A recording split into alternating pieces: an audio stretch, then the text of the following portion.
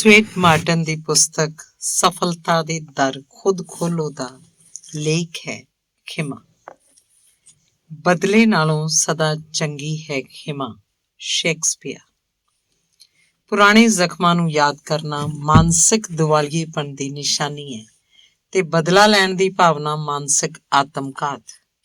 ਖਿਮਾ ਦਾ ਆਸਰਾ ਲੈਣਾ ਮਾਨਸਿਕ ਪ੍ਰਕਾਸ਼ ਦਾ ਸ਼ੁਭ ਆਰੰਭ ਹੈ। ਇਹੀ ਸ਼ਾਂਤੀ ਤੇ ਸੁੱਖ ਦਾ ਆਧਾਰ ਹੈ। ਜਿਹੜਾ ਵਿਅਕਤੀ ਦੂਸਰਿਆਂ ਵੱਲੋਂ ਜਮਾਏ ਕਬਜ਼ੇ, ਲਾਈ ਸੱਟ, ਬੁਰਾਈਆਂ ਬਾਰੇ ਸੋਚਦਾ ਹੈ, ਉਹਦੇ ਹਿਰਦੇ 'ਚ ਸ਼ਾਂਤੀ ਨਹੀਂ ਰਹਿੰਦੀ।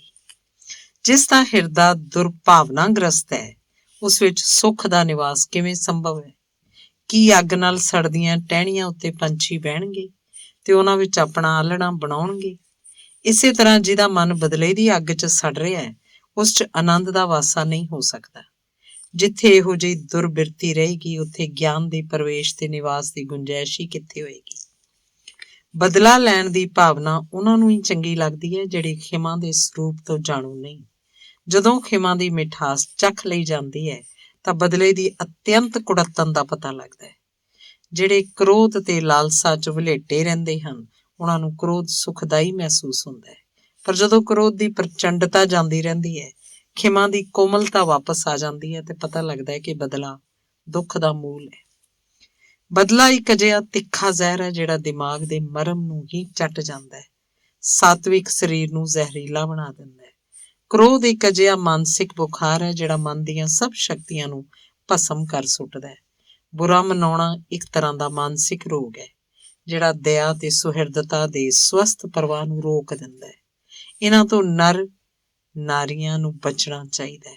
ਖਿਮਾ ਨਾ ਕਰਨ ਤੇ ਕ੍ਰੋਧ ਕਰਨ ਦੀ ਬਿਰਤੀ ਘੋਰ ਕਸ਼ਟ ਤੇ ਦੁੱਖ ਦਾ ਮੂਲ ਹੈ, ਤੇ ਜਿਹੜਾ ਇਨਸਾਨ ਇਹ ਬਿਰਤੀ ਬਣਾ ਲੈਂਦਾ ਹੈ, ਇਹਨੂੰ ਉਤਸ਼ਾਹਤ ਕਰਦਾ ਹੈ, ਇਸ ਤੋਂ ਉਲਟ ਇਹਦਾ ਦਮਨ ਕਰਕੇ ਉਸਨੂੰ ਛੱਡਦਾ ਨਹੀਂ, ਉਹ ਬਹੁਤ ਸਾਰੇ ਸੁੱਖਾਂ ਤੋਂ ਵਾਂਝਿਆ ਰਹਿ ਜਾਂਦਾ ਹੈ। ਸੱਚੀ ਸ਼ਾਂਤੀ ਜ਼ਰਾ ਜਿੰਨੀ ਵੀ ਹਾਸਲ ਨਹੀਂ ਕਰ ਸਕਦਾ। ਕਠੋਰ ਹਿਰਦੇ ਵਾਲਾ ਹੋਣ ਤੇ ਮਨੁੱਖ ਦੁੱਖ ਪਾਉਂਦਾ ਹੈ ਤੇ ਗਿਆਨ ਤੇ ਸੁੱਖ ਸਹੂਲਤ ਤੋਂ ਹੱਥ ਧੋ ਬਹਿੰਦਾ ਹੈ। ਕੋਮਲ ਹਿਰਦੇ ਵਾਲਾ ਹੋਣ ਤੇ ਮਨੁੱਖ ਪ੍ਰਸੰਨ ਰਹਿੰਦਾ ਹੈ ਤੇ ਗਿਆਨ ਤੇ ਸੁੱਖ ਸਹੂਲਤ ਪ੍ਰਾਪਤ ਕਰਦਾ ਹੈ। ਕੁਝ ਲੋਕਾਂ ਨੂੰ ਇੰਜ ਕਿਹਾ ਜਾਣਾ ਹੈਰਾਨੀਜਨਕ ਲੱਗਦਾ ਹੈ ਕਿ ਕਠੋਰ ਹਿਰਦੇ ਵਾਲਾ ਤੇ ਅਸਹਿਣਸ਼ੀਲ ਮਨੁੱਖ ਸਭ ਤੋਂ ਵੱਧ ਕਸ਼ਟ ਪਾਉਂਦਾ ਹੈ। ਪਰ ਇਹ ਗੱਲ ਬਿਲਕੁਲ ਸੱਚ ਹੈ, ਕਿਉਂਕਿ ਇਹੋ ਜਿਹੇ ਵਿਅਕਤੀ ਨਾ ਸਿਰਫ ਦੂਸਰਿਆਂ ਦੇ ਮਨ 'ਚ ਬਦਲੇ ਦੀ ਭਾਵਨਾ ਦਾ ਸੰਚਾਰ ਕਰਦੇ ਹਨ, ਸਗੋਂ ਆਪਣੇ ਹਿਰਦੇ ਦੀ ਕਠੋਰਤਾ ਨਾਲ ਵੀ ਉਹ ਦਿਨ ਰਾਤ ਮਾਨਸਿਕ ਤਸੀਹੇ ਝੱਲਦੇ ਹਨ।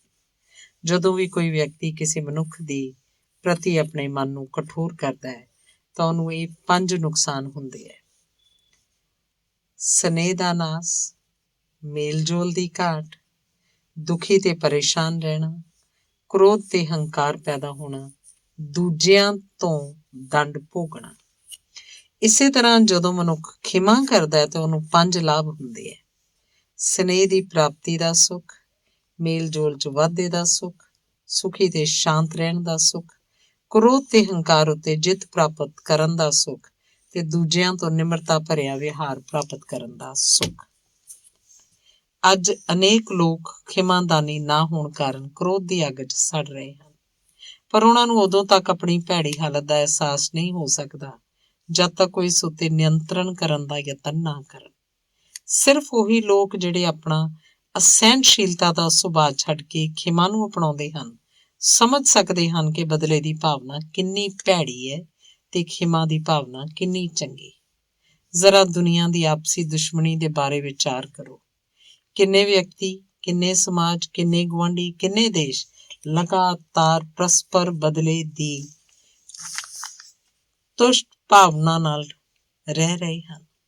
ਜ਼ਰਾ ਖਿਆਲ ਕਰੋ, ਕਿੰਨੇ ਦਿਲ ਟੁੱਟਦੇ ਹੋਣਗੇ, ਕਿੰਨੇ ਹੰਝੂ ਵਹਾਏ ਜਾਂਦੇ ਹੋਣਗੇ, ਕਿੰਨੀਆਂ ਦੁੱਖ ਭਰੀਆਂ ਜੁਦਾਈਆਂ ਤੇ ਗਲਤਫਹਿਮੀਆਂ ਪੈਦਾ ਹੋ ਜਾਂਦੀਆਂ ਹੋਣਗੀਆਂ।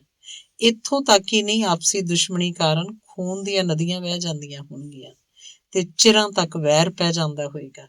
ਤੇ ਜੇ ਅਸੀਂ ਇਹਨਾਂ ਗੱਲਾਂ ਨੂੰ ਸੋਚੀਏ, ਵਿਚਾਰੀਏ ਤਾਂ ਅਸੀਂ ਬਦਲੇ ਦੇ ਦੁਰਵਿਚਾਰ ਨੂੰ ਹੀ ਤਿਆਗ ਦਿਆਂਗੇ, ਦੂਸਰਿਆਂ ਦੇ ਕੰਮਾਂ ਦਾ ਬਦਲਾ ਚੁਕਾਉਣ ਦੀ ਗੱਲ ਨਹੀਂ ਸੋਚਾਂਗੇ ਤੇ ਦੂਸਰਿਆਂ ਦੇ ਪ੍ਰਤੀ ਅਸੀਂ ਬੇਰਹਿਮ ਨਹੀਂ ਹੋ ਜਾਵਾਂਗੇ।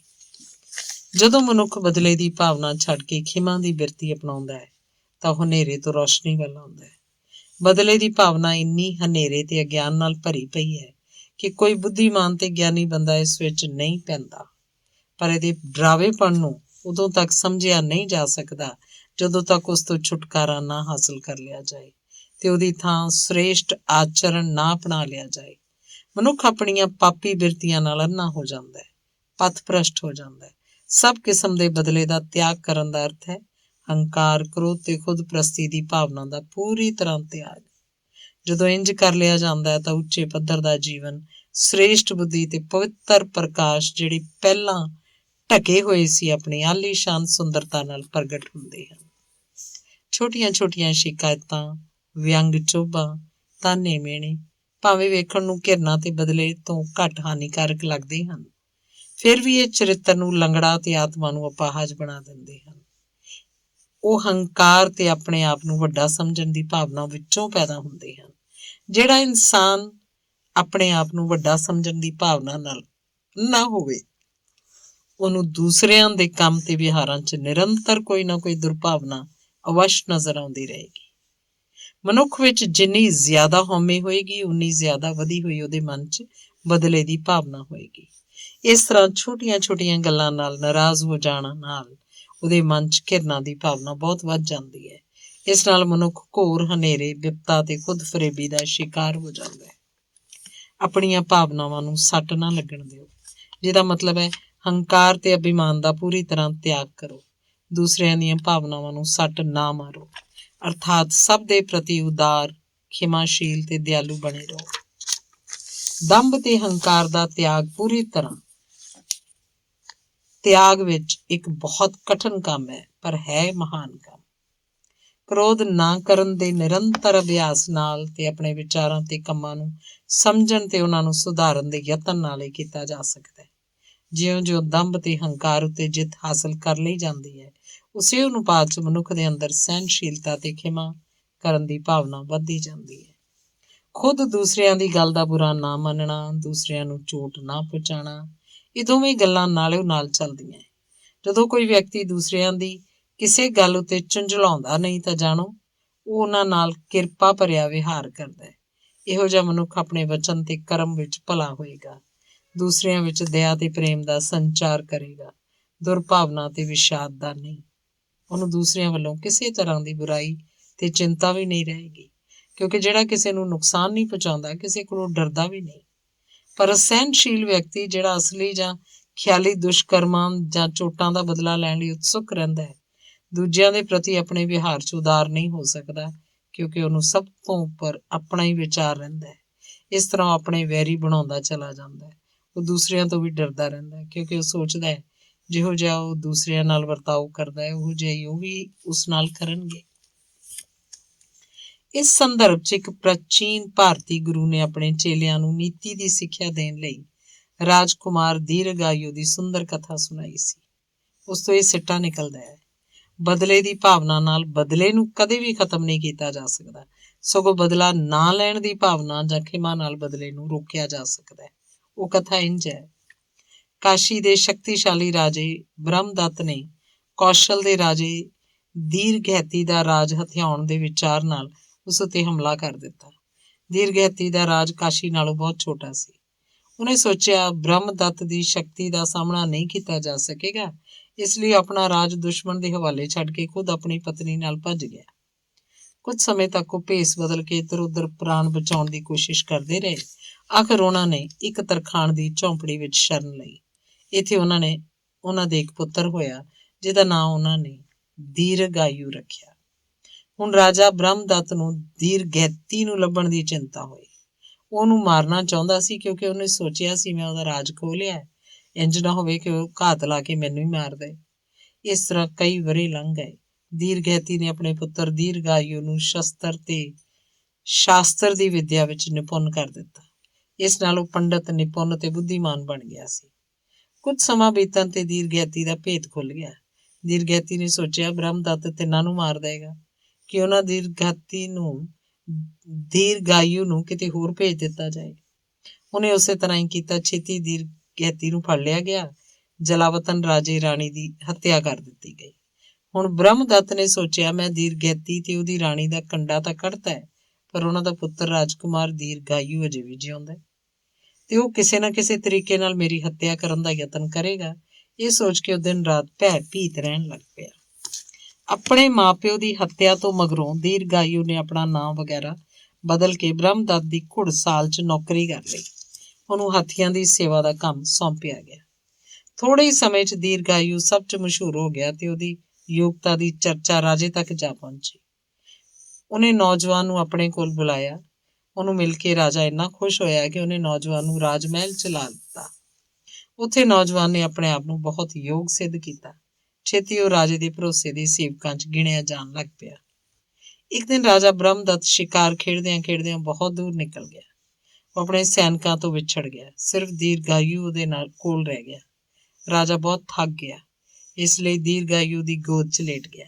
ਛੇਤੀ ਉਹਨੂੰ ਨੀਂਦ ਆ ਗਈ। ਦੀਰਘਾਯੂ ਨੇ ਸੋਚਿਆ, ਇਸ ਰਾਜੇ ਨੇ ਮੇਰਾ ਬਹੁਤ ਨੁਕਸਾਨ ਕੀਤਾ। ਇਹਨੇ ਮੇਰੇ ਪਿਤਾ ਤੋਂ ਰਾਜ ਖੋਹ ਲਿਆ, ਮੇਰੀ ਮਾਤਾ ਪਿਤਾ ਦੀ ਹੱਤਿਆ ਕੀਤੀ। ਹੁਣ ਇਹਦੇ ਪ੍ਰਾਣ ਮੇਰੀ ਮੁੱਠੀ 'ਚ ਹਨ। ਉਹਨੇ ਆਪਣੀ ਤਲਵਾਰ ਮਿਆਨ 'ਚੋਂ ਕੱਢੀ। ਰਾਜਾ ਤੋਂ ਬਦਲਾ ਲੈਣ ਦੀ ਸੋਚੀ, ਪਰ ਅਚਾਨਕ ਉਹਨੂੰ ਆਪਣੇ ਪਿਤਾ ਦੇ ਸ਼ਬਦ ਯਾਦ ਆ ਗਏ। ਪੁੱਤਰ, ਬਦਲਾ ਲੈਣ ਦੀ ਕੋਸ਼ਿਸ਼ ਕਦੇ ਨਾ ਕਰੀ, ਸਗੋਂ ਵੱਧ ਤੋਂ ਵੱਧ ਖਿਮਾ ਕਰੀ। ਤੇ ਉਹਨੇ ਤਲਵਾਰ ਨੂੰ ਫੇਰ ਮਿਆਨ 'ਚ ਰੱਖ ਲਿਆ। ਇੰਨੇ 'ਚ ਰਾਜੇ ਦੀ ਨੀਂਦ ਟੁੱਟੀ ਤੇ ਤ੍ਰਬਕ ਕੇ ਉੱਠ ਬੈਠਾ।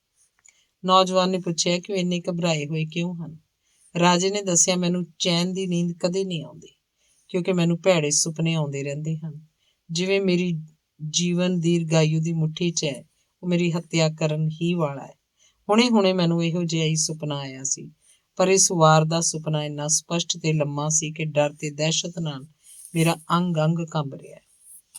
ਉਸ ਵੇਲੇ ਨੌਜਵਾਨ ਮਿਆਨ ਵਿੱਚੋਂ ਕਟਾਰ ਕੱਢ ਲਈ ਤੇ ਕਿਹਾ, ਮੈਂ ਹੀ ਰਾਜਕੁਮਾਰ ਦੀਰਘਾਯੂ ਹਾਂ ਤੇ ਤੁਹਾਡਾ ਜੀਵਨ ਮੇਰੀ ਮੁੱਠੀ 'ਚ ਹੈ। ਤੁਹਾਡੇ ਕੋਲੋਂ ਬਦਲਾ ਲੈਣ ਦਾ ਮੌਕਾ ਆ ਗਿਆ। ਇਹਦੇ ਰਾਜਾ ਬ੍ਰਹਮਦੱਤ ਰਾਜਕੁਮਾਰ ਦੀਰਘਾਯੂ ਦੇ ਚਰਨਾਂ 'ਚ ਡਿੱਗ ਪਿਆ ਤੇ ਉਹ ਤੋਂ ਜਾਨ ਦੀ ਭਿੱਖਿਆ ਮੰਗੀ। ਦੀਰਘਾਯੂ ਨੇ ਉੱਤਰ ਦਿੱਤਾ, ਤੇ ਮਹਾਰਾਜ, ਤੁਸੀਂ ਮੇਰੇ ਪ੍ਰਾਣ ਬਚਾਉਣੇ ਨੇ। ਵਰ੍ਹਿਆਂ ਤੋਂ ਤੁਸੀਂ ਮੇਰੀ ਹੱਤਿਆ ਕਰਨ ਵਾਸਤੇ ਮੇਰੀ ਤਲਾਸ਼ 'ਚ ਰਹੇ ਹੋ। ਹੁਣ ਜਦੋਂ ਮੈਂ ਤੁਹਾਡੇ ਸਾਹਮਣੇ ਪੇਸ਼ ਹਾਂ, ਮੈਨੂੰ ਤੁਹਾਡੇ ਕੋਲੋਂ ਜਾਨ ਬਖਸ਼ੀ ਚਾਹੀਦੀ ਹੈ। ਤੇ ਉਸੇ ਪਲ ਦੀਰਘਾਯੂ ਰਾਜਾ ਬ੍ਰਹਮਦੱਤ ਨੂੰ ਤੇ ਰਾਜੇ ਨੇ ਰਾਜਕੁਮਾਰ ਦੀਰਘਾਯੂ ਨੂੰ ਜਾਨ ਬਖਸ਼ੀ ਦੇ ਦਿੱਤੀ। ਦੋਹਾਂ ਨੇ ਇੱਕ ਦੂਜੇ ਨੂੰ ਛੋਹਿਆ ਤੇ ਪ੍ਰਤਿੱਗਿਆ ਕੀਤੀ ਕਿ ਉਹ ਇੱਕ ਦੂਸਰੇ ਨੂੰ ਕਦੇ ਵੀ ਨੁਕਸਾਨ ਨਹੀਂ ਪਹੁੰਚਾਉਣਗੇ। ਰਾਜਕੁਮਾਰ ਦੀਰਘਾਯੂ ਦੀ ਪ੍ਰਤਿਭਾ ਤੇ ਖੁੱਲ੍ਹਦਿਲੀ ਤੇ ਰਾਜਾ ਇੰਨਾ ਪ੍ਰਭਾਵਿਤ ਹੋਇਆ ਕਿ ਆਪਣੀ ਧੀ ਦਾ ਵਿਆਹ ਦੀਰਘਾਯੂ ਨਾਲ ਕਰ ਦਿੱਤਾ ਤੇ ਉਹਦੇ ਪਿਤਾ ਦਾ ਰਾਜ ਵੀ ਉਹਨੂੰ ਮੋੜ ਦਿੱਤਾ। ਬਦਲੇ ਨੂੰ ਨਾ ਬਦਲਾ ਲੈ ਕੇ ਅਰਥਾਤ ਖਿਮਾ ਨਾਲ ਜਿੱਤਿਆ ਜਾਂਦਾ ਹੈ, ਜੋ ਕਿ ਵਧੇਰੇ ਸੁੰਦਰ ਤੇ ਸ੍ਰੇਸ਼ਟ ਹੈ। ਬਦਲੇ ਨਾਲ ਵਧੇਰੇ ਪ੍ਰਭਾਵਕਾਰੀ ਹੈ। ਖਿਮਾ ਪ੍ਰੇਮ ਦਾ, ਦੈਵੀ ਪ੍ਰੇਮ ਦਾ ਮੁੱਢ ਹੈ, ਜਿਹੜਾ ਇਹਨੂੰ ਆਪਣੇ ਆਚਰਨ ਵਿੱਚ ਢਾਲ ਲੈਂਦਾ ਹੈ।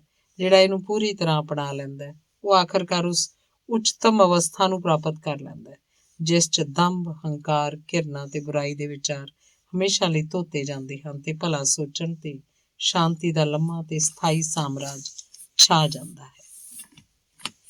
ਅਗਲਾ ਲੇਖ ਹੈ, ਦੋਸ਼ ਨਾ ਵੇਖਣਾ। ਜੇ ਤੁਸੀਂ ਪਾਪ ਬਾਰੇ ਸੋਚੋਗੇ ਤਾਂ ਨਿਰਸੰਦੇਹ ਪਾਪੀ ਹੋ ਜਾਓਗੇ ਤੇ ਤੁਹਾਡੇ ਕਰਮਾਂ ਉੱਤੇ ਉਹਦੀ ਛਾਂ ਫਿਰ ਜਾਏਗੀ। ਤੇ ਜੇ ਤੁਹਾਡੀ ਸੋਚਣੀ ਸ਼ੁਭ ਹੋਏਗੀ ਤਾਂ ਤੁਹਾਡੇ ਕਰਮ ਵੀ ਨਿਰਦੋਸ਼, ਸੱਚੇ ਤੇ ਪਵਿੱਤਰ ਹੋ ਜਾਣਗੇ। ਕਨਫਿਊਸ਼ੀਅਸ ਦੇ ਵਿਚਾਰ। ਨਾਜਾਇਜ਼ ਕੰਮ ਦੋ ਕਿਸਮ ਦਾ ਹੁੰਦਾ ਹੈ। ਇੱਕ ਉਹ ਜਿਹੜਾ ਬਿਨਾਂ ਚੰਗਿਆਈ ਜਾਂ ਬੁਰਾਈ ਦੇ ਗਿਆਨ ਤੇ ਕੀਤਾ ਜਾਂਦਾ ਹੈ, ਜਿਸ 'ਚ ਚੋਣ ਦਾ ਕੋਈ ਸਵਾਲ ਹੀ ਪੈਦਾ ਨਹੀਂ ਹੁੰਦਾ। ਦੂਜਾ ਉਹ ਜਿਹੜਾ ਇਹ ਸਮਝਦਿਆਂ ਹੋਇਆਂ ਕੀਤਾ ਜਾਂਦਾ ਹੈ ਕਿ ਬੁਰਾ ਕੰਮ ਹੈ, ਇਹਨੂੰ ਨਹੀਂ ਕਰਨਾ ਚਾਹੀਦਾ। ਪਰ ਇਹ ਦੋਹਾਂ ਤਰ੍ਹਾਂ ਦੇ ਨਾਜਾਇਜ਼ ਕੰਮ ਮੂਲ ਰੂਪ 'ਚ ਅਗਿਆਨ ਦਾ ਨਤੀਜਾ ਹਨ। ਵਾਸਤਵਿਕ ਅਗਿਆਨ ਤੇ ਨਾਜਾਇਜ਼ ਕੰਮਾਂ ਦੇ ਦੁਖਦਾਈ ਨਤੀਜਿਆਂ ਦਾ ਗਿਆਨ। ਹੁਣ ਸਵਾਲ ਇਹ ਉੱਠਦਾ ਹੈ, ਜਦੋਂ ਮਨੁੱਖ ਇਹ ਮਹਿਸੂਸ ਕਰਦਾ ਹੈ ਕਿ ਇਹ ਬੁਰਾ ਕੰਮ ਹੈ ਤੇ ਫਿਰ ਕਿਉਂ ਕਰਦਾ ਹੈ? ਜੇ ਉਹ ਜਾਣਦਾ ਹੈ ਕਿ ਜੋ ਕੁਝ ਹੋ ਰਿਹਾ ਹੈ ਜਾਂ ਕਰ ਰਿਹਾ ਹੈ ਗਲਤ ਹੈ, ਫਿਰ ਰੱਬ ਰਿਹਾ ਕਿੱਥੇ? ਮਨੁੱਖ ਜਾਣਦਿਆਂ ਹੋਇਆਂ ਵੀ ਗਲਤ ਕੰਮ ਕਰੀ ਜਾਂਦਾ। ਇਹਦਾ ਕਾਰਨ ਇਹ ਹੈ ਕਿ ਉਹਨਾਂ ਬਾਰੇ ਉਹਦਾ ਗਿਆਨ ਅਧੂਰਾ ਹੁੰਦਾ। ਉਹ ਕੁਝ ਦੂਜਿਆਂ ਦੇ ਕਹਿਣ ਦੇ ਤੇ ਕੁਝ ਅੰਤਰਾਤਮਾ ਵਿੱਚ ਉੱਠੀ ਆਵਾਜ਼ ਮਾਤਰ ਨਾਲ ਹੀ ਮਹਿਸੂਸ ਕਰਦਾ ਹੈ ਕਿ ਉਹਨੂੰ ਫਲਾਣਾ ਕੰਮ ਨਹੀਂ ਕਰਨਾ ਚਾਹੀਦਾ। ਪਰ ਉਹ ਜੋ ਕੁਝ ਕਰ ਰਿਹਾ ਹੈ ਉਹਨੂੰ ਉਹ ਸਮੁੱਚੇ ਤੌਰ ਤੇ ਪੂਰੀ ਤਰ੍ਹਾਂ ਨਹੀਂ ਜਾਣਦਾ ਕਿ ਕੀ ਕਰ ਰਿਹਾ, ਕਿਉਂਕਿ ਉਹਨੂੰ ਕਿਸੇ ਖਾਸ ਕੰਮ ਨਾਲ ਤਤਕਾਲੀ ਸੁੱਖ ਪ੍ਰਾਪਤ ਹੁੰਦਾ ਹੈ। ਇਸੇ ਲਈ ਭਾਵੇਂ ਉਸ ਕੰਮ ਨੂੰ ਕਰਨ ਨਾਲ ਜ਼ਮੀਰ ਨੂੰ ਦੁੱਖ ਦਾ ਅਹਿਸਾਸ ਹੁੰਦਾ, ਤਾਂ ਵੀ ਉਹਦਾ ਉਹਨੂੰ ਕਰਦਾ ਚਲਾ ਜਾਂਦਾ ਹੈ। ਉਹਨੇ ਸਵੀਕਾਰ ਕਰ ਲਿਆ ਕਿ ਉਹ ਸੁੱਖ ਖਾਸ ਤੇ ਇੱਛਤ ਹੈ, ਇਸ ਲਈ ਉਹਦਾ ਉਪਯੋਗ ਕਰਨਾ ਚਾਹੀਦਾ ਹੈ। ਉਹ ਇਸ ਤੱਥ ਨੂੰ ਨਹੀਂ ਜਾਣਦਾ ਕਿ ਸੁੱਖ ਤੇ ਦੁੱਖ ਇੱਕ ਹੀ ਚੀਜ਼ ਹਨ, ਪਰ ਉਹ ਸੋਚਦਾ ਹੈ ਕਿ ਉਹ ਦੂਸਰੀ ਚੀਜ਼ ਨੂੰ ਗ੍ਰਹਿਣ ਕੀਤੇ ਬਿਨਾਂ ਪਹਿਲੀ ਨੂੰ ਪ੍ਰਾਪਤ ਕਰ ਸਕਦਾ ਹੈ। ਜਿਸ ਨਿਯਮ ਦੇ ਅਨੁਸਾਰ ਮਾਨਵੀ ਕੰਮਕਾਰ ਚੱਲਦੇ ਹਨ, ਉਹਨੂੰ ਉਹ ਨਹੀਂ ਜਾਣਦਾ। ਇੱਕ ਵਾਰ ਇੱਕ ਮਨੁੱਖ ਨੇ, ਜਿਸ ਨੂੰ ਇੱਕ ਭੈੜੀ ਵਾਦੀ ਪਈ ਸੀ, ਮੈਨੂੰ ਦੱਸਿਆ ਕਿ ਮੈਂ ਜਾਣਦਾ ਕਿ ਬੁਰੀ ਆਦਤ ਹੈ ਤੇ ਮੈਨੂੰ ਕੋਈ ਇਹਦਾ ਫਾਇਦਾ ਨਹੀਂ, ਨੁਕਸਾਨ ਹੁੰਦਾ ਹੈ। ਮੈਂ ਪੁੱਛਿਆ, ਜੇ ਤੁਹਾਨੂੰ ਇਹ ਪਤਾ ਹੈ ਕਿ ਜੋ ਕੁਝ ਤੁਸੀਂ ਕਰ ਰਹੇ ਹੋ ਉਹ ਬੁਰਾ ਤੇ ਨੁਕਸਾਨਦਾਇਕ ਹੈ, ਤਾਂ ਤੁਸੀਂ ਉਹਨੂੰ ਕਰੀ ਕਿਉਂ ਜਾਂਦੇ ਹੋ? ਇਸ ਤੇ ਉਹਨੇ ਜਵਾਬ ਦਿੱਤਾ, ਕਿਉਂਕਿ ਇਸ ਨਾਲ ਮੈਨੂੰ ਆਨੰਦ ਮਿਲਦਾ ਹੈ ਤੇ ਮੈਂ ਇਹਨੂੰ ਚਾਹੁੰਦਾ। ਇਹ ਵਿਅਕਤੀ ਨਿਰਸੰਦੇਹ ਨਹੀਂ ਸੀ ਜਾਣਦਾ ਕਿ ਉਹਦੀ ਇਹ ਆਦਤ ਬੁਰੀ ਹੈ। ਉਹਨੇ ਦੂਸਰਿਆਂ ਤੋਂ ਸੁਣਿਆ ਹੋਇਆ ਸੀ ਕਿ ਉਹਦਾ ਸੁਭਾਅ ਬੁਰਾ ਹੈ। ਉਹਨੇ ਵੀ ਸੋਚ ਲਿਆ ਕਿ ਉਹ ਬੁਰਾ ਹੈ, ਪਰ ਦਰਅਸਲ ਉਹਨੇ ਸੋਚਿਆ ਕਿ ਇਹ ਉਹਦੀ ਚੰਗਿਆਈ ਹੈ ਤੇ ਖੁਸ਼ੀ ਨੂੰ ਵਧਾਉਣ ਵਾਲੀ ਹੈ, ਇਸ ਲਈ ਉਹ ਉਹਨੂੰ ਜਾਰੀ ਰੱਖੀ ਬੈਠਾ ਸੀ। ਜਦੋਂ ਮਨੁੱਖ ਨੂੰ ਤਜਰਬੇ ਤੋਂ ਇਹ ਪਤਾ ਲੱਗ ਜਾਂਦਾ ਹੈ ਕਿ ਉਕਤ ਚੀਜ਼ ਬੁਰੀ ਹੈ, ਇਹ ਕਿ ਜਦੋਂ ਉਹਨੂੰ ਕਰਦਾ ਹੈ ਤੇ ਉਹ ਸਰੀਰ ਜਾਂ ਮਨ ਜਾਂ ਦੋਹਾਂ ਨੂੰ ਨੁਕਸਾਨ ਪਹੁੰਚਾਉਂਦੀ ਹੈ, ਜਦੋਂ ਚੀਜ਼ ਦੀ ਅਸਲੀਅਤ ਨੂੰ ਇੰਨੀ ਬਾਰੀਕੀ ਨਾਲ ਪਛਾਣ ਜਾਂਦਾ ਹੈ ਕਿ ਉਹਦੇ ਸਿੱਟਿਆਂ ਨੂੰ ਜ਼ਰਾ ਪਛਾਣ ਲੈਂਦਾ ਹੈ ਤੇ ਸਿਰਫ ਉਹਨੂੰ ਛੱਡ ਦਿੰਦਾ ਹੈ, ਸਗੋਂ ਉਹਨੂੰ ਉਸ ਪਦਾਰਥ ਦੀ ਇੱਛਾ ਵੀ ਨਹੀਂ ਰਹਿੰਦੀ। ਇੰਨੀ ਨਹੀਂ, ਜਿਹੜੀ ਚੀਜ਼ ਉਹਨੂੰ ਪਹਿਲਾਂ ਸੁਖਦਾਈ ਮਹਿਸੂਸ ਹੁੰਦੀ ਸੀ, ਹੁਣ ਦੁਖਦਾਈ ਮਹਿਸੂਸ ਹੋਣ ਲੱਗ ਪੈਂਦੀ। ਕੋਈ ਵੀ ਇਨਸਾਨ ਕਿਸੇ ਜ਼ਹਿਰੀਲੇ ਸੱਪ ਨੂੰ ਇਸੇ ਲਈ ਬੋਝੇ 'ਚ ਨਹੀਂ ਪਾਈ ਫਿਰੇਗਾ ਕਿ ਉਹ ਰੰਗ ਬਿਰੰਗਾ ਹੈ। ਉਹ ਜਾਣਦਾ ਹੈ ਕਿ ਸੁੰਦਰਤਾ ਤੋਂ ਇਲਾਵਾ ਇਸ 'ਚ ਮਾਰੂ ਜ਼ਹਿਰ ਵੀ ਹੈ। ਠੀਕ ਇਸੇ ਤਰ੍ਹਾਂ ਜਦੋਂ ਮਨੁੱਖ ਨੂੰ ਇਹ ਪਤਾ ਲੱਗ ਜਾਂਦਾ ਹੈ ਕਿ ਬੁਰੇ ਕੰਮਾਂ ਨਾਲ ਅਵਸ਼ੀ ਭਵਿੱਖ 'ਚ ਦੁੱਖ ਤੇ ਕਸ਼ਟ ਭੋਗਣਾ ਪਏਗਾ, ਤਾਂ ਉਹਨਾਂ ਵੱਲੋਂ ਉਦਾਸੀਨ ਹੋ ਜਾਂਦਾ ਹੈ। ਪਹਿਲਾਂ ਜਿਨ੍ਹਾਂ ਕੰਮਾਂ ਨੂੰ ਕਰਨ 'ਚੋਂ ਉਹਨੂੰ ਆਨੰਦ ਮਿਲਦਾ ਸੀ, ਹੁਣ ਉਹ ਉਹਨਾਂ ਤੋਂ ਹਟਣ ਲੱਗਦਾ ਹੈ। ਹੁਣ ਇਹਨਾਂ ਕੰਮਾਂ ਦੀ ਬਾਹਰੀ ਤੜਕ ਭੜਕ ਖਤਮ ਹੋ ਗਈ ਹੈ। ਉਹਨਾਂ ਚੀਜ਼ਾਂ ਦੀ ਅਸਲੀਅਤ ਬਾਰੇ ਹੁਣ ਅਣਜਾਣ ਨਹੀਂ ਰਿਹਾ।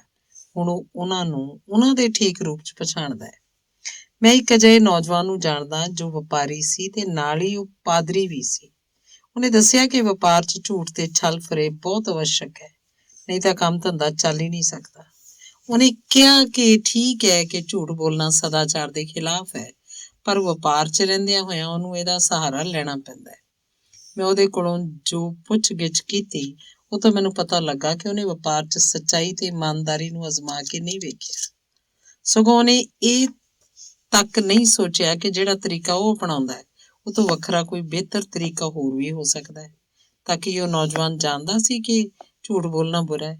ਨਹੀਂ, ਸਿਰਫ ਲੋਕਾਂ ਦੇ ਮੂੰਹ ਤੋਂ ਉਹਨੇ ਬਾਰ-ਬਾਰ ਸੁਣਿਆ ਸੀ ਕਿ ਝੂਠ ਬੋਲਣਾ ਬੁਰੀ ਗੱਲ ਹੈ।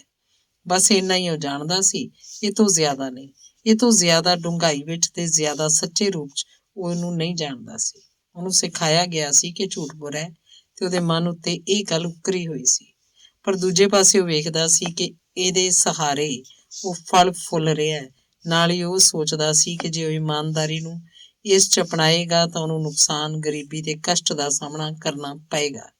ਸੰਖੇਪ ਵਿੱਚ ਉਹ ਮਨ 'ਚ ਝੂਠ ਨੂੰ ਵਿਹਾਰਕ ਤੌਰ ਤੇ ਠੀਕ ਤੇ ਇਮਾਨਦਾਰੀ ਨੂੰ ਗਲਤ ਚੀਜ਼ ਸਮਝਦਾ ਸੀ। ਉਹਨੂੰ ਝੂਠ ਦੀ ਅਸਲੀਅਤ ਦਾ ਗਿਆਨ ਨਹੀਂ ਸੀ। ਇਸ ਨਾਲ ਚਰਿੱਤਰ, ਆਤਮ ਸਨਮਾਨ, ਸ਼ਕਤੀ, ਲਾਭਦਾਇਕਤਾ, ਪ੍ਰਭਾਵ ਤੇ ਪ੍ਰਤਿਭਾ ਦਾ ਕਿੰਨਾ ਨੁਕਸਾਨ ਹੁੰਦਾ ਹੈ ਤੇ ਮਨੁੱਖ ਸ਼ੋਹਰਤ ਗੁਆ ਕੇ ਭੌਤਿਕ ਖੁਸ਼ਹਾਲੀ 'ਚ ਘਾਟਾ ਸਹਿ ਕੇ ਕਿੱਥੇ ਪਹੁੰਚਦਾ ਹੈ। ਪਰ ਜਦੋਂ ਮਨੁੱਖ ਦੂਜਿਆਂ ਦੇ ਹਿੱਤ ਦੀ ਗੱਲ ਸੋਚਣ ਲੱਗ ਪੈਂਦਾ ਹੈ, ਝੂਠ ਨਾ ਬੋਲਣ ਨਾਲ ਉਹਨੂੰ ਜਿਸ ਨੁਕਸਾਨ ਦਾ ਡਰ ਹੁੰਦਾ ਹੈ, ਉਹਨੂੰ ਸਹਿ ਲੈਂਦਾ ਹੈ। ਸਿਰਫ ਉਦੋਂ ਹੀ ਉਹਨੂੰ ਇਸ ਅਸਲ ਗਿਆਨ ਦੀ ਪ੍ਰਾਪਤੀ ਹੁੰਦੀ ਹੈ ਕਿ ਇੰਨੇ ਦਿਨਾਂ ਤੱਕ ਉਹ ਦੂਸਰਿਆਂ ਨੂੰ ਨਹੀਂ, ਸਗੋਂ ਆਪਣੇ ਆਪ ਨੂੰ ਧੋਖੇ 'ਚ ਰੱਖੀ ਬੈਠਾ ਸੀ ਤੇ ਅਗਿਆਨਤਾ ਦੇ ਡੂੰਘੇ ਹਨੇਰੇ 'ਚ ਰਹਿ ਰਿਹਾ ਸੀ। ਸੰਸੇ ਤੇ ਭਰਮ ਦੇ ਜਾਲ 'ਚ ਉਲਝੇ ਹੋਏ ਸਾਡੇ ਪਾਠਕ ਦੇ ਸਾਹਮਣੇ ਉਪਰੋਕਤ ਦੋਵੇਂ ਮਿਸਾਲਾਂ ਇੱਕ ਗੱਲ ਬੜੀ ਚੰਗੀ ਤਰ੍ਹਾਂ ਪੇਸ਼ ਕਰਦੀਆਂ ਹਨ। ਉਹ ਇਹ ਕਿ ਸਭ ਪਾਪ ਤੇ ਬੁਰਾਈਆਂ ਅਗਿਆਨਤਾ ਦਾ ਸਿੱਟਾ ਹਨ।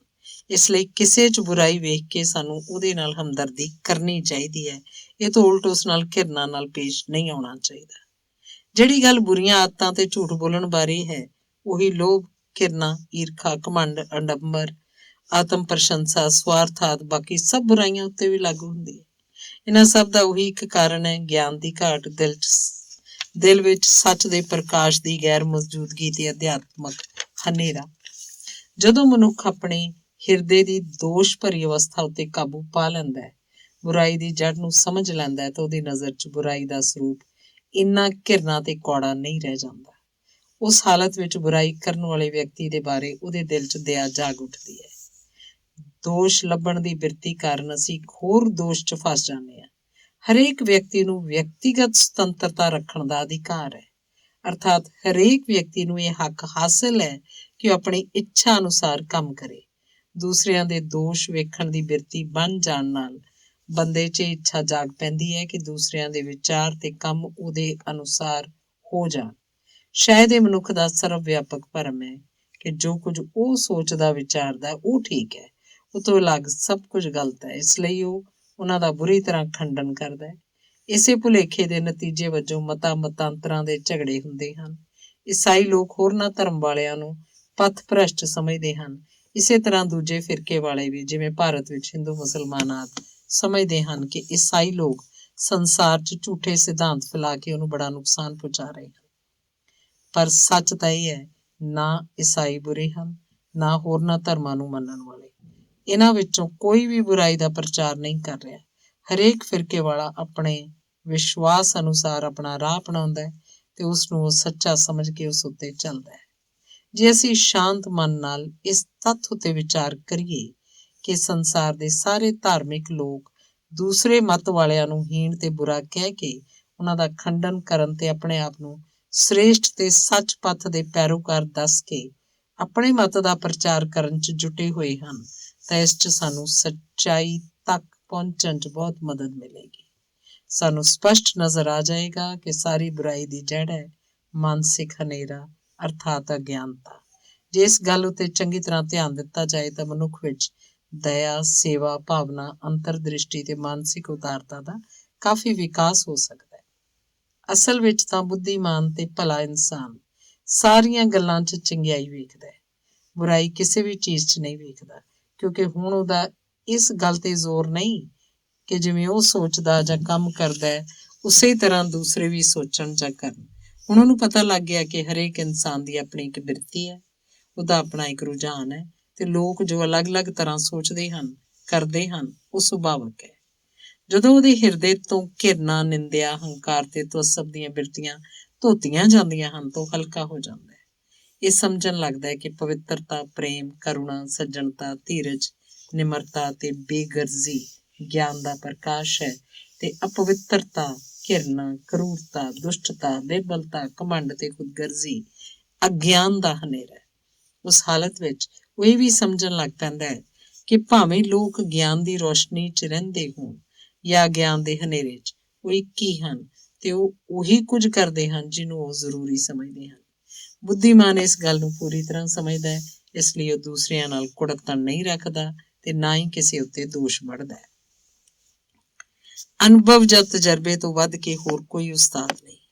ਅਗਿਆਨ ਦੇ ਕਾਰਨ ਜਿਹੜਾ ਕਸ਼ਟ ਜਾਂ ਤਸੀਹਾ ਮਿਲਦਾ ਹੈ, ਉਸ ਤੋਂ ਵੱਧ ਕੇ ਵੱਡੀ ਸਿੱਖਿਆ ਦੇਣ ਵਾਲਾ, ਹੋਰ ਆਪਣੇ ਆਪ ਨੂੰ ਨਫੀਸ ਬਣਾਉਣ ਵਾਲਾ ਕੋਈ ਡੰਨ ਨਹੀਂ। ਸਵਾਰਥੀ ਇਨਸਾਨ ਅਗਿਆਨੀ ਹੁੰਦਾ ਹੈ। ਉਹ ਆਪਣਾ ਰਾਹ ਚੁਣਦਾ ਹੈ, ਪਰ ਉਹਦਾ ਰਾਹ ਉਹਨੂੰ ਕਸ਼ਟਾਂ ਵੱਲ ਲਿਜਾਂਦਾ ਹੈ। ਪਰ ਕੋਈ ਗੱਲ ਨਹੀਂ, ਕਸ਼ਟਾਂ ਨਾਲ ਉਸ ਵਿੱਚ ਗਿਆਨ ਤੇ ਸੂਝ ਜਾਗ ਪੈਂਦੀ ਹੈ। ਨਿਰਸਵਾਰਥ ਵਿਅਕਤੀ ਗਿਆਨੀ ਹੁੰਦਾ ਹੈ। ਉਹ ਵੀ ਆਪਣਾ ਮਾਰਗ ਚੁਣਦਾ ਹੈ, ਪਰ ਉਹ ਅਗਿਆਨ ਤੇ ਕਸ਼ਟਾਂ ਦੀਆਂ ਸਥਿਤੀਆਂ ਵਿੱਚੋਂ ਲੰਘਦਾ ਹੋਇਆ ਉਹਨੂੰ ਗਿਆਨ ਦੇ ਸਮੁੱਚੇ ਪ੍ਰਕਾਸ਼ ਵਿੱਚ ਚੁਣਦਾ ਹੈ ਤੇ ਗਿਆਨ ਤੇ ਸੂਝ ਨੂੰ ਸਹਿਜ ਹੀ ਪ੍ਰਾਪਤ ਕਰ ਲੈਂਦਾ ਹੈ। ਮਨੁੱਖ ਦੂਸਰਿਆਂ 'ਚ ਦੋਸ਼ ਨਾ ਵੇਖਣ ਦੀ ਬਿਰਤੀ ਨੂੰ ਉਦੋਂ ਹੀ ਠੀਕ ਤਰ੍ਹਾਂ ਸਮਝਦਾ ਜਦੋਂ ਦੂਸਰਿਆਂ ਦੇ ਬਾਰੇ ਆਪਣੀ ਸਹਿਮਤੀ ਦੇਣ ਵੇਲੇ ਆਪਣੇ ਨਿੱਜੀ ਮੰਤਵਾਂ ਦੀ ਮੁਸ਼ਕ ਤੱਕ ਨਹੀਂ ਆਉਣ ਦਿੰਦਾ। ਉਹਨਾਂ ਦੇ ਕੰਮਾਂ ਕਾਰਾਂ ਨੂੰ ਆਪਣੇ ਮਾਪਦੰਡ ਨਾਲ ਨਹੀਂ, ਉਲਟਾ ਉਹਨਾਂ ਦੇ ਮਾਪਦੰਡਾਂ ਨਾਲ ਵੇਖਦਾ ਹੈ। ਦੂਸਰਿਆਂ 'ਚ ਨੁਕਸ ਅਸੀਂ ਇਸ ਲਈ ਕੱਢਦੇ ਹਾਂ ਕਿਉਂਕਿ ਅਸੀਂ ਉਚਿਤ ਅਤੇ ਅਨੁਚਿਤ ਦੇ ਬਾਰੇ ਆਪਣੇ ਆਪਣੇ ਮਾਪਦੰਡ ਬਣਾ ਲੈਂਦੇ ਹਾਂ, ਚਾਹੁੰਦੇ ਹਾਂ ਕਿ ਸਾਰੇ ਸਾਡੇ ਮਾਪਦੰਡ ਅਨੁਸਾਰ ਚੱਲਣ। ਮਨੁੱਖ ਦੀ ਠੀਕ ਪਰਖ ਤਾਂ ਹੀ ਕੀਤੀ ਜਾ ਸਕਦੀ ਹੈ ਜੇ ਪਰਖ ਮੇਰੇ ਜਾਂ ਤੁਹਾਡੇ ਮਾਪਦੰਡਾਂ ਨਾਲ ਨਹੀਂ, ਉਹਦੇ ਆਪਣੇ ਮਾਪਦੰਡਾਂ ਨਾਲ ਕੀਤੀ ਜਾਏ। ਤੇ ਇਸ ਕਿਸਮ ਦੀ ਜਾਂਚ ਪਰਖ ਤਰਕ ਦੀ ਨਹੀਂ, ਸਗੋਂ ਪ੍ਰੇਮ ਦੀ ਜਾਂਚ ਪਰਖ ਹੋ ਜਾਂਦੀ ਹੈ।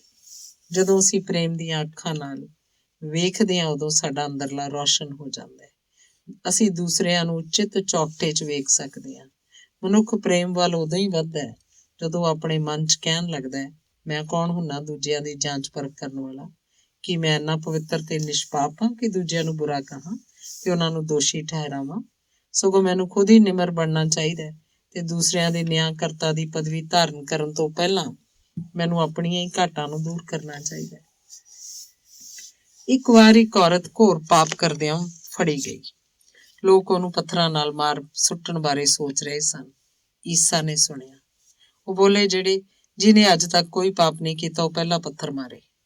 ਤੇ ਭਾਵੇਂ ਜਿਸਨੇ ਗੱਲ ਆਖੀ ਸੀ ਉਹਨੇ ਜੀਵਨ 'ਚ ਕੋਈ ਪਾਪ ਨਹੀਂ ਸੀ ਕੀਤਾ, ਤਾਂ ਵੀ ਉਹਨੇ ਪੱਥਰ ਨਹੀਂ ਚੁੱਕਿਆ ਤੇ ਨਾ ਹੀ ਕੋਈ ਕੌੜੇ ਬਚਨ ਬੋਲੇ, ਸਗੋਂ ਬੜੇ ਮਧੁਰ ਬੋਲਾਂ ਨਾਲ ਹਮਦਰਦੀ ਭਰੇ ਸ਼ਬਦ ਕਹੇ। ਮੈਂ ਤੈਨੂੰ ਦੋਸ਼ੀ ਨਹੀਂ ਠਹਿਰਾਉਂਦਾ, ਜਾਂ ਹੁਣ ਪਾਪ ਨਾ ਕਰੇ। ਪਵਿੱਤਰ ਹਿਰਦੇ ਦੇ ਅੰਦਰ ਨਿੱਜੀ ਪੱਖਪਾਤ ਤੇ ਘਿਰਨਾ ਵਾਸਤੇ ਕੋਈ ਥਾਂ ਨਹੀਂ, ਕਿਉਂਕਿ ਉਹ ਸਨੇਹ ਤੇ ਪ੍ਰੇਮ ਨਾਲ ਭਰਪੂਰ ਰਹਿੰਦਾ ਹੈ। ਅਜਿਹੇ ਵਿਅਕਤੀ ਨੂੰ ਕਿਸੇ ਦੂਸਰੇ 'ਚ ਬੁਰਾਈ ਨਜ਼ਰ ਨਹੀਂ ਆਉਂਦੀ। ਜਿਉਂ ਹੀ ਮਨੁੱਖ ਦੂਸਰਿਆਂ 'ਚ ਬੁਰਾਈ ਨਹੀਂ ਵੇਖਦਾ, ਉਹ ਸਭ ਤਰ੍ਹਾਂ ਦੇ ਪਾਪ, ਦੁੱਖ ਤੇ ਕਸ਼ਟ ਤੋਂ ਮੁਕਤ ਹੋ ਜਾਂਦਾ ਹੈ। ਜਦੋਂ ਤੱਕ ਮਨੁੱਖ ਦਾ ਦਿਲੋਂ ਦਿਮਾਗ ਗਿਆਨ ਨਾਲ ਰੌਸ਼ਨ ਨਾ ਹੋ ਜਾਏ, ਉਹ ਆਪਣੇ ਅੰਦਰ ਜਾਂ ਆਪਣੇ ਕੰਮਾਂ 'ਚ ਕੁਝ ਵੀ ਬੁਰਾਈ ਨਹੀਂ ਵੇਖਦਾ। ਜਦੋਂ ਉਹਦੇ ਮਨ ਦਾ ਹਨੇਰਾ ਦੂਰ ਹੋ ਜਾਂਦਾ ਹੈ, ਉਹਨਾਂ ਕੰਮਾਂ ਨੂੰ ਛੱਡਦਾ ਚਲਾ ਜਾਂਦਾ ਹੈ ਜਿਨ੍ਹਾਂ ਨੂੰ ਉਹ ਨੁਕਸਾਨਦਾਰ ਤੇ ਗਲਤ ਸਮਝਦਾ ਹੈ। ਹਰੇਕ ਇਨਸਾਨ ਆਪਣੇ ਕੰਮਾਂ ਨੂੰ ਉਚਿਤ ਠਹਿਰਾਉਂਦਾ ਹੈ। ਦੂਸਰੇ ਭਾਵੇਂ ਉਹਦੇ ਕੰਮਾਂ ਨੂੰ ਕਿੰਨਾ ਹੀ ਦੋਸ਼ ਭਰੇ ਕਿਉਂ ਨਾ ਕਹਿਣ, ਉਹਨਾਂ ਨੂੰ ਉਚਿਤ ਤੇ ਜ਼ਰੂਰੀ ਸਮਝਦਾ ਹੈ। ਠੀਕ ਵੀ ਹੈ, ਜੇ ਉਹਨਾਂ ਨੂੰ ਚੰਗਾ ਨਹੀਂ ਕਹੇਗਾ ਤਾਂ ਕਰੇਗਾ ਕਿਵੇਂ? ਕ੍ਰੋਧੀ ਆਪਣੇ ਕ੍ਰੋਧ ਨੂੰ, ਲੋਭੀ ਆਪਣੇ ਲੋਭ ਨੂੰ, ਦੁਰਾਚਾਰੀ ਆਪਣੇ ਦੁਰਾਚਾਰ ਨੂੰ, ਝੂਠਾ ਆਪਣੇ ਝੂਠ ਨੂੰ ਉਚਿਤ ਠਹਿਰਾਉਂਦਾ ਹੈ। ਘੁਣਤਰਾਂ ਕੱਢਣ ਵਾਲਾ ਨਿਗੋਚੀ ਬੰਦਾ ਜਿਹਨਾਂ ਨੂੰ ਨਫ਼ਰਤ ਕਰਦਾ, ਉਹਨਾਂ ਦੀਆਂ ਬੁਰਾਈਆਂ ਕੱਢ ਕੇ ਉਹਨਾਂ ਨੂੰ ਦੱਸਣ ਦੇ ਕੰਮ ਨੂੰ ਚੰਗਾ ਸਮਝਦਾ ਹੈ। ਚੋਰ ਚੋਰੀ ਦੇ ਕੰਮ ਨੂੰ ਧਨੀ ਤੇ ਸੁਖੀ ਹੋਣ ਦਾ ਛੋਟਾ ਰਾਹ ਜਾਂ ਸਭ ਤੋਂ ਸਰਲ ਉਪਾਅ ਸਮਝਦਾ ਹੈ।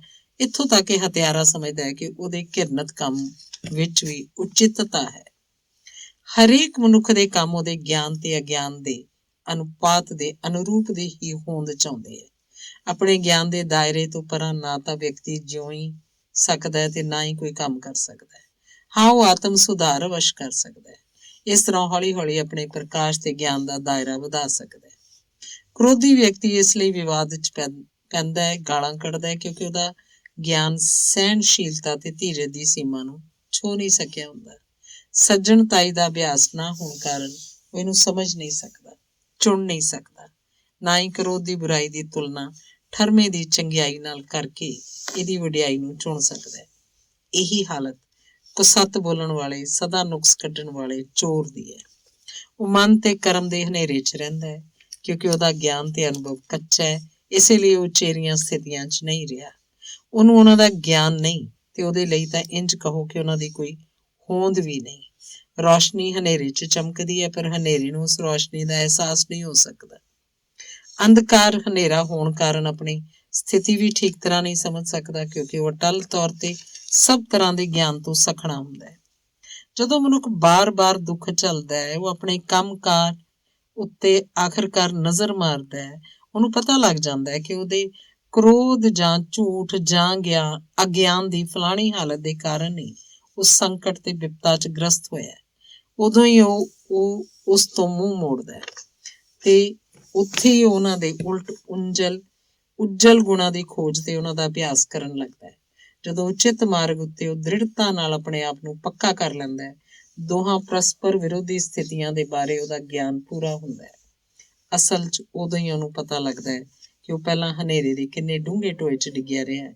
ਤਜਰਬੇ ਤੋਂ ਪ੍ਰਾਪਤ ਹੋਇਆ ਚੰਗਿਆਈ ਤੇ ਬੁਰਾਈ ਦਾ ਇਹ ਗਿਆਨ ਹੀ ਸੱਚਾ ਗਿਆਨ ਹੈ। ਜਦੋਂ ਮਨੁੱਖ ਦੂਸਰਿਆਂ ਦੇ ਕੰਮਾਂ ਨੂੰ ਉਹਨਾਂ ਦੀ ਨਜ਼ਰ ਨਾਲ ਵੇਖਣ ਲੱਗ ਪੈਂਦਾ ਹੈ, ਆਪਣੇ ਮਾਪਦੰਡ ਨਾਲ ਨਾ ਪਰਖ ਕੇ ਉਹਨਾਂ ਦੇ ਮਾਪਦੰਡ ਨਾਲ ਨਾਪਣ ਲੱਗਦਾ ਹੈ, ਤਾਂ ਉਹ ਦੂਸਰਿਆਂ 'ਚ ਬੁਰਾਈ ਦੇਖਣਾ ਛੱਡ ਦਿੰਦਾ ਹੈ, ਕਿਉਂਕਿ ਉਹਨੂੰ ਪਤਾ ਲੱਗ ਜਾਂਦਾ ਹੈ ਕਿ ਹਰ ਇੱਕ ਇਨਸਾਨ ਦੀ ਚੰਗਿਆਈ ਤੇ ਬੁਰਾਈ ਦੀ ਧਾਰਨਾ ਤੇ ਆਦਰਸ਼ ਵੱਖੋ-ਵੱਖ ਹਨ। ਉਹਨੂੰ ਪਤਾ ਲੱਗ ਜਾਂਦਾ ਹੈ ਕੁਝ ਇਨਸਾਨ ਦੁਨੀਆ ਦੇ ਵੱਡੇ ਤੋਂ ਵੱਡੇ ਦੋਸ਼ ਨੂੰ ਵੀ ਚੰਗਾ ਸਮਝਦੇ ਹਨ। ਇਸੇ ਤਰ੍ਹਾਂ ਵੱਡੇ ਤੋਂ ਵੱਡੇ ਗੁਣ ਨੂੰ ਵੀ ਕਈ ਇਨਸਾਨ ਬੁਰਾ ਸਮਝਦੇ ਹਨ। ਜਿਸ ਵਸਤੂ ਨੂੰ ਮਨੁੱਖ ਚੰਗਾ ਸਮਝਦਾ ਹੈ, ਉਹਦੇ ਲਈ ਚੰਗੀ ਹੈ, ਜਿਹਨੂੰ ਉਹ ਬੁਰਾ ਸਮਝਦਾ ਹੈ, ਉਹਦੇ ਲਈ ਬੁਰੀ ਹੈ। ਪੁੰਨ ਆਤਮਾ ਵਾਲਾ ਵਿਅਕਤੀ, ਜਿਹਨੇ ਦੂਸਰਿਆਂ ਵਿੱਚੋਂ ਦੋਸ਼ ਕੱਢਣ ਦੀ ਬਿਰਤੀ ਛੱਡ ਦਿੱਤੀ ਹੈ, ਦੂਸਰਿਆਂ ਨੂੰ ਆਪਣੇ ਰਾਹ ਤੇ ਚਲਾਉਣ ਤੇ ਉਹਨਾਂ ਉੱਤੇ ਆਪਣੀ ਰਾਏ ਥੋਪਣ ਦੀ ਇੱਛਾ ਨਹੀਂ ਰੱਖਦਾ।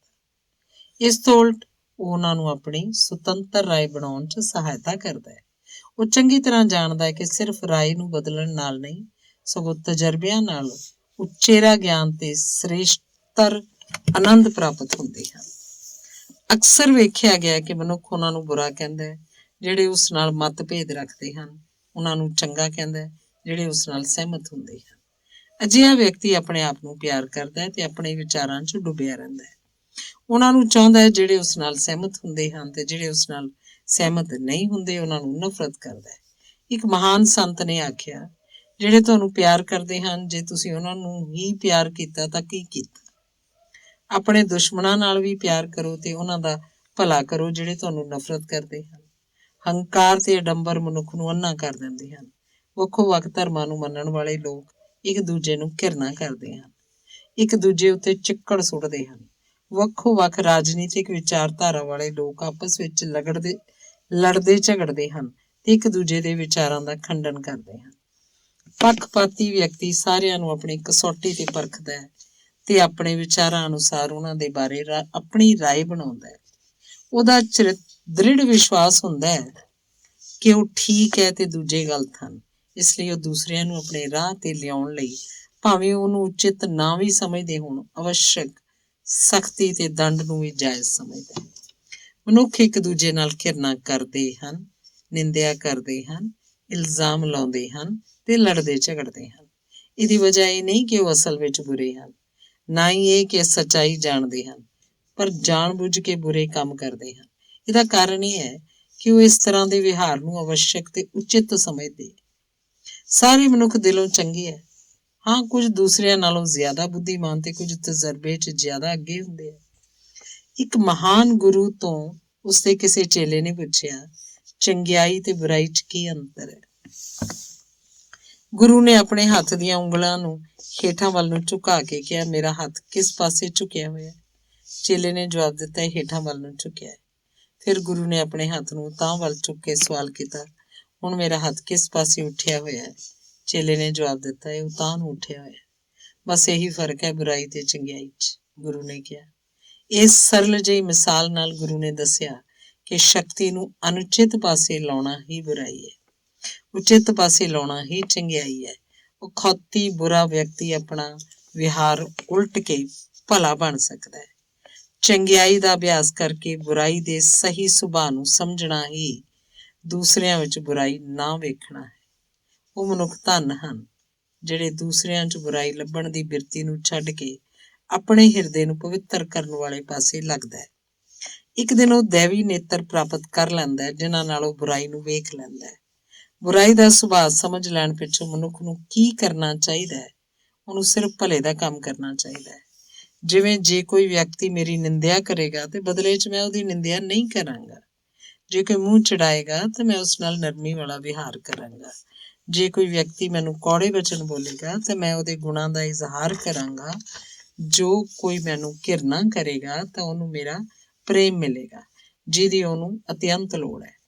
ਜਿਹੜਾ ਮੇਰੇ ਨਾਲ ਧੀਰਜਹੀਣਤਾ ਨਾਲ ਪੇਸ਼ ਆਏਗਾ, ਮੈਂ ਉਸ ਨਾਲ ਧੀਰਜ ਭਰਿਆ ਵਿਹਾਰ ਕਰਾਂਗਾ। ਜਿਹੜਾ ਲੋਭ ਕਰੇਗਾ, ਮੈਂ ਉਹਦੇ ਨਾਲ ਖੁੱਲ੍ਹ ਦਿਲੀ ਨਾਲ ਪੇਸ਼ ਆਵਾਂਗਾ। ਜਿਹੜਾ ਹਿੰਸਕ ਤੇ ਝਗੜਾਲੂ ਹੋਏਗਾ, ਉਹਦੇ ਨਾਲ ਮੈਂ ਹਿੰਸਾ ਤੇ ਸ਼ਾਂਤੀ ਭਰਿਆ ਵਿਹਾਰ ਕਰਾਂਗਾ। ਜਦੋਂ ਮੈਂ ਦੂਸਰਿਆਂ 'ਚ ਦੋਸ਼ ਹੀ ਨਾ ਲੱਭਾਂਗਾ ਤਾਂ ਫਿਰ ਮੈਂ ਘਿਰਣਾ ਕਿਸ ਨਾਲ ਕਰਾਂਗਾ? ਯਾਨੀ ਫਿਰ ਮੇਰਾ ਦੁਸ਼ਮਣ ਕੌਣ ਹੋਏਗਾ? ਕੀ ਦੁਨੀਆ ਤੇਰਾ ਬੁਰਾ ਚਾਹੁੰਦੀ ਹੈ ਜਾਂ ਤੇਰੇ ਨਾਲ ਖਾਰ ਖਾਂਦੀ ਹੈ? ਤਾਂ ਮੇਰਿਆ ਵੀਰਾ, ਮੇਰੀਏ ਭੈਣੇ, ਮੈਨੂੰ ਤੁਹਾਡੇ ਤੇ ਤਰਸ ਆਉਂਦਾ ਹੈ, ਕਿਉਂਕਿ ਉਹ ਮੇਰਾ ਬੁਰਾ ਨਹੀਂ ਚਾਹੁੰਦੀ, ਨਾ ਮੇਰੇ ਨਾਲ ਖਾਰ ਖਾਂਦੀ ਹੈ। ਮੇਰੇ ਉੱਤੇ ਸਭ ਦੀ ਕਿਰਪਾ ਹੈ, ਮੈਨੂੰ ਕਿਸੇ ਉੱਤੇ ਕ੍ਰੋਧ ਨਹੀਂ ਆਉਂਦਾ, ਤੇ ਮੈਨੂੰ ਕ੍ਰੋਧ ਆਖਰ ਆਏ ਹੀ ਕਿਉਂ? ਜਿਹੜਾ ਵਿਅਕਤੀ ਦੂਜਿਆਂ ਨੂੰ ਬੁਰਾ ਸਮਝਦਾ ਹੈ, ਸੋਚਦਾ ਹੈ ਕਿ ਲੋਕਾਂ ਦੇ ਬੁਰੇ ਵਿਚਾਰਾਂ ਤੇ ਬੁਰੇ ਕਰਮਾਂ ਦੇ ਪਿੱਛੇ ਉਹ ਲੋਕ ਖੁਦ ਹੀ ਪਾਪ ਦੀ ਸਾਖਿਆਤ ਮੂਰਤੀ ਹਨ, ਜਿਹੜੇ ਉਹ ਕੁਕਰਮ ਕਰ ਰਹੇ ਹਨ। ਇਸ ਤੋਂ ਉਲਟ ਜਿਹਦੀ ਬੁੱਧੀ ਨਿਰਮਲ ਤੇ ਹਿਰਦਾ ਪਵਿੱਤਰ ਹੋ ਚੁੱਕਾ ਹੈ, ਉਹ ਇੰਜ ਨਹੀਂ ਸੋਚਦਾ। ਉਹ ਕਿਸੇ ਵਿਅਕਤੀ ਦੇ ਕੰਮਾਂ ਨੂੰ ਨਿੰਦਿਆਯੋਗ ਬੇਸ਼ੱਕ ਹੀ ਕਹੇਗਾ, ਪਰ ਇਹ ਨਹੀਂ ਸਮਝੇਗਾ ਕਿ ਉਹਨਾਂ ਦਾ ਕਰਤਾ ਖੁਦ ਪਾਪੀ ਆਤਮਾ ਵਾਲਾ ਹੈ। ਸੰਸਾਰ ਦਾ ਮੂਲ ਤੱਤ ਸ਼ਿਵ ਹੈ, ਭਲਾ ਹੈ। ਅਸ਼ਿਵ ਜਾਂ ਬੁਰਾਈ ਨਹੀਂ। ਮੰਗਲ ਸਥਾਈ ਹੈ, ਅਮੰਗਲ ਸਥਾਈ ਨਹੀਂ। ਜਿਸ ਤਰ੍ਹਾਂ ਇੱਕ ਘਰ 'ਚ ਰਹਿਣ ਵਾਲੇ ਸਕੇ ਭੈਣ ਭਰਾ ਦੁੱਖ ਸੁੱਖ 'ਚ ਇੱਕ ਦੂਜੇ ਨਾਲ ਪ੍ਰੇਮ ਕਰਦੇ ਹਨ, ਇੱਕ ਦੂਜੇ ਦੇ ਨੁਕਸ ਨਹੀਂ ਕੱਢਦੇ, ਪਰ ਇੱਕ ਦੂਜੇ ਦੀਆਂ ਘਾਟਾਂ ਨੂੰ ਨਜ਼ਰਅੰਦਾਜ਼ ਕਰਦੇ ਹਨ, ਸਨੇਹ ਦੀ ਡੋਰ ਵਿੱਚ ਬੱਝੇ ਰਹਿੰਦੇ ਹਨ, ਠੀਕ ਉਸੇ ਤਰ੍ਹਾਂ ਸੱਚ ਸੁਭਾਅ ਵਿਅਕਤੀ ਸਭ ਇਸਤਰੀਆਂ ਪੁਰਸ਼ਾਂ ਨੂੰ ਭੈਣ ਭਰਾਵਾਂ ਵਾਂਗ ਸਮਝਦਾ ਹੈ, ਦੂਸਰਿਆਂ 'ਚ ਨੁਕਸ ਨਹੀਂ ਕੱਢਦਾ, ਉਹਨਾਂ ਨਾਲ ਸੁਹਿਰਦਤਾ ਨਾਲ ਪੇਸ਼ ਆਉਂਦਾ ਹੈ। ਉਹੀ ਵਿਅਕਤੀ ਸੱਚੇ ਅਰਥਾਂ ਵਿੱਚ ਆਨੰਦ ਪ੍ਰਾਪਤ ਕਰਦਾ ਹੈ, ਜਿਹੜਾ ਇਸ ਅਵਸਥਾ ਨੂੰ ਪ੍ਰਾਪਤ ਕਰ ਲੈਂਦਾ ਹੈ। ਧੰਨਵਾਦ।